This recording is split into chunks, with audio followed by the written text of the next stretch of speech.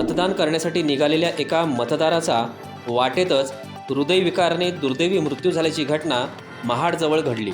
महाड तालुक्यातील किंजळोली दाभेकर कोंड या ठिकाणी हा प्रकार घडला।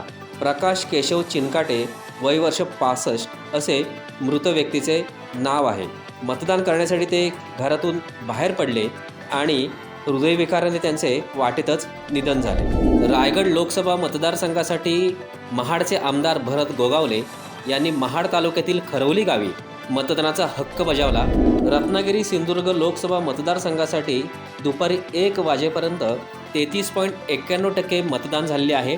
त्यामध्ये चिपळूणमध्ये सर्वाधिक 37.9% मतदान झाले, तर सर्वात कमी मतदानाची नोंद रत्नागिरी विधानसभा मतदारसंघात झालेली आहे। रत्नागिरी विधानसभा मतदारसंघामध्ये सर्वात कमी 28% मतदान झालेले आहे। ही आकडेवारी दुपारी 1 वाजेपर्यंतची आहे।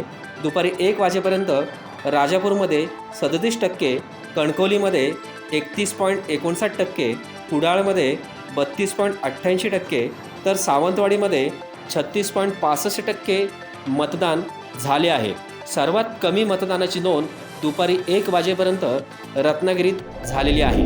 भारतातील निवडणूक प्रक्रियेचा अभ्यास करण्यासाठी आलेल्या विदेशी प्रतिनिधी मंडळाने आज मंगळवारी रायगडमधील विविध मतदान केंद्रांवर भेटी दिल्या।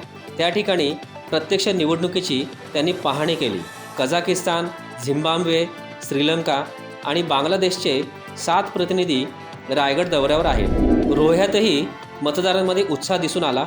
उर्दूशाहीतील मतदान केंद्रावर मतदारांची गर्दी उसळली होती। रायगड लोकसभा मतदारसंघात तरुणांचा मतदानाला उत्स्फूर्त प्रतिसाद लाभला।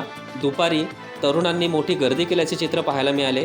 दापोली, मंडणगड भागात तरुण मतदार मोठ्या संख्येने दिसून आले। रायगड लोकसभा मतदारसंघामध्ये दुपारी 1 वाजेपर्यंत 31.34% मतदानाची नोंद झाली आहे।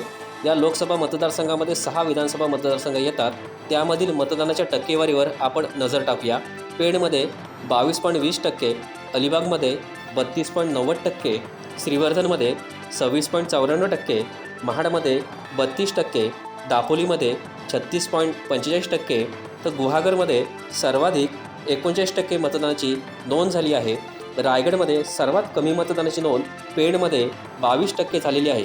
दुपारी 1 वाजेपर्यंत 31.34% मतदान रायगड लोकसभा मतदारसंघामध्ये झालेलं आहे। टाइम्स डिजिटलला लाईक करा, सबस्क्राईब करा, शेअर करा आणि बेल आयकॉन दाबायला विसरू नका। पाहत रहा टाइम्स डिजिटल।